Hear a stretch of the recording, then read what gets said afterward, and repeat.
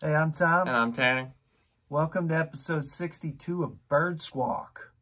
Well, another press conference today, and I gotta say that every time Sirianni talks, this is what I think of.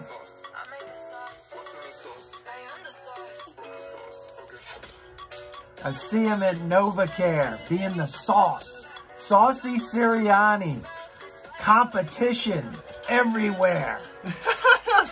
God, I hope this works.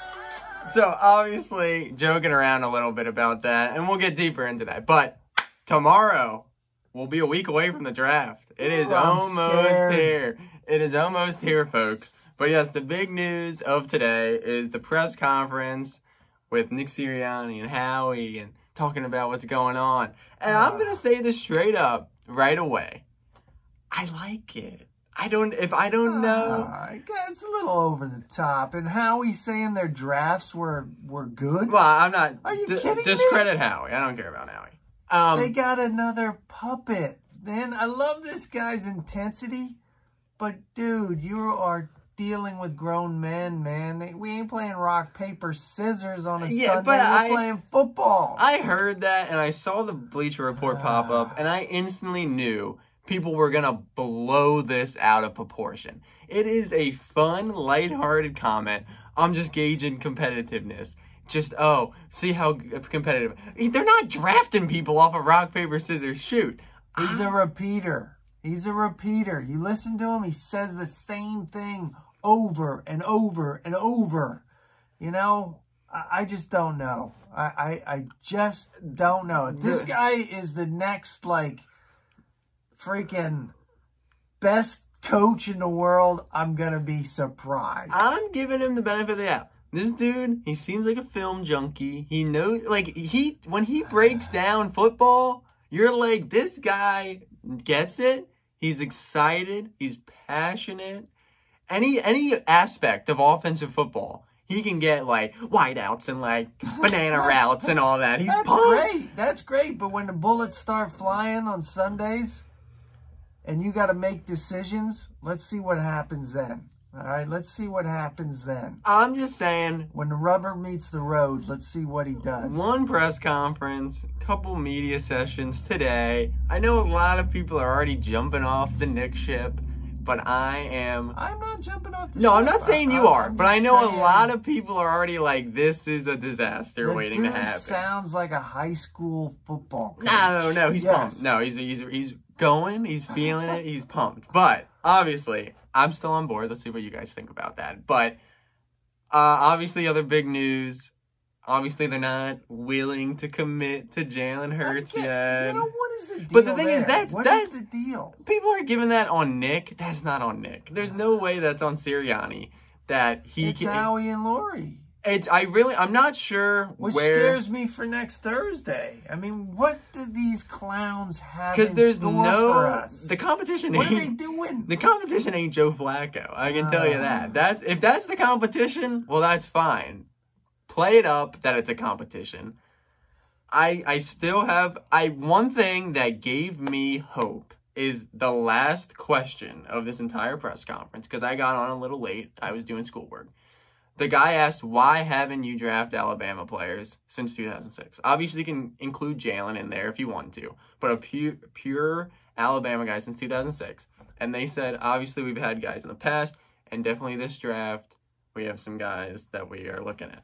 There's 3 people that we have been talking about that go to Alabama that are going to be people that are going to make people happy if they end up on the Eagles. When I hear that music next Thursday night, dun, dun, dun, dun, dun, dun, and the Eagles are on the clock, and they go to the commissioner, and he announces our pick, it better be somebody that I freaking know. And it better be somebody from an SEC school, or I am just gonna, like, go berserk. I still don't think, the closer we get, the more I'm confident that they're moving up. Oh, man. Rube? We got to get ahead of Dallas, and we got to get ahead of the Giants. I mean, that Carolina Carolina wants to do something with that 8th pick. There's a lot of people in the top, a little bit ahead of us that aren't sure. And Rube, NBC Sports Philly, he believes it's down to Waddle and Surtain, which is also perfectly fine. We have been shifting to Patrick Surtain. Not that the other people won't please us, but we're shifting to that side of the football a little bit more. What are we going to do? Say we move up, yeah. Okay? Say this is the best case scenario. We All right. move up, all right. and all 3 of the dudes are there that we want. Who do we want? Well, okay, so when Devontae? when you talk about that, Waddle, you're Surtain. already saying Chase and Pitts are gone. Yes. All right. Yeah. So I would assume at that point too. To me, obviously we were adamant very on. If you're going wide receiver, I would still go with the Devontae Smith. I don't really fear the size. What I see is Stephon Diggs, a smaller guy, an explosive guy, still has pure hands. If you're going wide receiver, I'd go Devontae Smith. I see Deshaun in him, you know? That didn't work. Now, that didn't work out too bad the either. only thing where I'm swaying a little bit is, before Waddle got hurt, I mean, they're both they really said good. Waddle was even better than Devontae. I do agree with that. They're both very good, I think. But then also, man, Surtain would be a freaking building block. A huge building piece for that defense. Right away, you have Slay and Surtain as your number 1 guys on the corner. And then obviously you finally move Maddox back to slot, where he actually had some success in his rookie season. He's not an outside corner guy. We know that. So if you do go with him, that corner position, which has been a killer for the Eagles for as long as we can remember, even in the Super Bowl season, maybe has some lockdown there. Maybe has a little bit of some actual strength maybe on this team. And then maybe you can get away with the linebackers not being as good then if you have some good corners and the D-line's still there. At the end of the day, I'm not going to be upset if any of those guys are called. But once again, are they going to be called? I want somebody that loves ball. I just want somebody that loves ball. I'm not possibly good at rock, paper, scissors. That would be a plus. I knew, like I said, I saw this pop up, and I knew this was going to go everywhere. Saucy, and Sirianni. Everyone was going to blow it out of proportion. Oh, this was all they're doing. Well, I mean, I wouldn't put it past them that that's all they're doing over there to decide who they want to do. But I like, it's fresh. We're still new. It doesn't even feel like he's been the coach. I want to know what this dude did at his interview. I want to get behind closed doors and know exactly what went on. Film in this guy. interview. He was breaking down crap. If you watch a film session, having a freaking aneurysm. He does. He was like, I'm going to do this, and we're going to get this guy, and we're going to go rock, paper, scissors, and we're going to be competitive, and we like ballers, and oh my God. If you watch, even with the Colts on their YouTube page, or on the Eagles, he really knows how to break down film. And obviously, whatever about that.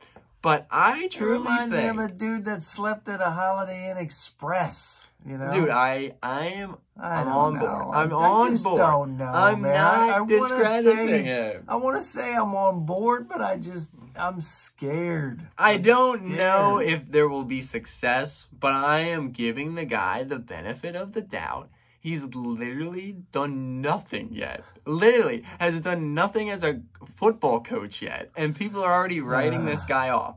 And it's understandable. It's not the ideal, what everyone wanted. Obviously with this off season and all that. And with the whole COVID thing, they're not doing the practices like most teams are, which is okay. But once again, I think that hurt them last year. Yeah. And now with a new coach, technically a new quarterback, you're not going to get that cohesiveness right away. Yeah, I thought that was going to be a plus for us last year, and it really wasn't. Well, exactly. We were the only maybe that was intact. Maybe it'll be better now that we don't have anybody. But obviously that's okay that they're not doing that. Obviously they want people to be healthy, everyone to be okay. But I think that will hurt them. But that's a league round thing that most people are doing that. But hey, the other thing I saw today, May 12th, is the schedule. Oh, the schedule, yeah. So we'll see who we got at the link. Looking really forward and excited to be down there. I think the schedule, I mean, it'll be big on who the schedule plays. We'll both be vaccinated till then. Yeah, hopefully everything's good to be back there. We'll obviously see how things unfold as we get closer to the football season. But I saw a thing. The Eagles have one of the easiest, if not the easiest. Like, their strength of schedule is low. And if they really can put a competent team around Jalen Hurts, or just a competent team in general, maybe. I'm not getting my hopes up, but maybe. See. You never know. First step is next Thursday. We're getting closer, people. Boy, that next week seems so far away, and next week, here it is. We'll be sitting here next week, getting one more video before the draft. Yep. And then we might even be on during the draft. Then we just jump on here. We just hold our breath. Yeah, I mean, it's gonna be if they stay at 12, it's gonna be a long. It's gonna be a long climb to 12. We gotta move up. We got to. I agree. I don't know what we give up or what we do to get up, but we got to get ahead of Dallas or the Giants because they're both gonna be looking for guys we want. Yeah, there's definitely they're both. I mean, Patrick Surtain's dad literally said he thinks he would fit good at Dallas. Yeah, Dallas is before. It's a very obvious pick if he's there that they're going to take him. Yep. So, obviously, we'll have to see how it digresses. But we're getting closer, people. Fingers crossed. Everyone, buckle up.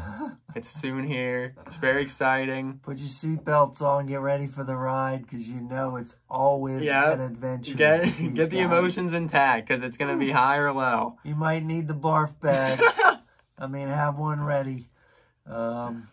Might need some, Pepto-Bismol. Might need some headache pills. Who knows? You might need a whole medical kit for this draft. We've got so many picks. Yes, that's true, too. There are plenty of opportunities for these guys to, think they're smarter than everybody. Hopefully they learned their lesson, and now they're just going to go with, what their scouting department has seen. And I heard Sirianni saying today, guys that can fit his system, and he will make guys fit his system. I'm all about getting scheme fit guys, but sometimes best talent available is what you need to go with and work them into the system. For me, it's always been best guy on the board, take him. Yeah, if they're good, if they ball, they'll ball. If they ball, if they can ball, we want them all. All right. Exactly. So, as always, we'll be back next Wednesday as we get you up. But thank you always, guys, for watching. We're going to get a little saucy. Make sure to follow us on Instagram at birds_squawk. As always, like, comment, subscribe. Fly, Eagles, fly. Go, Birds.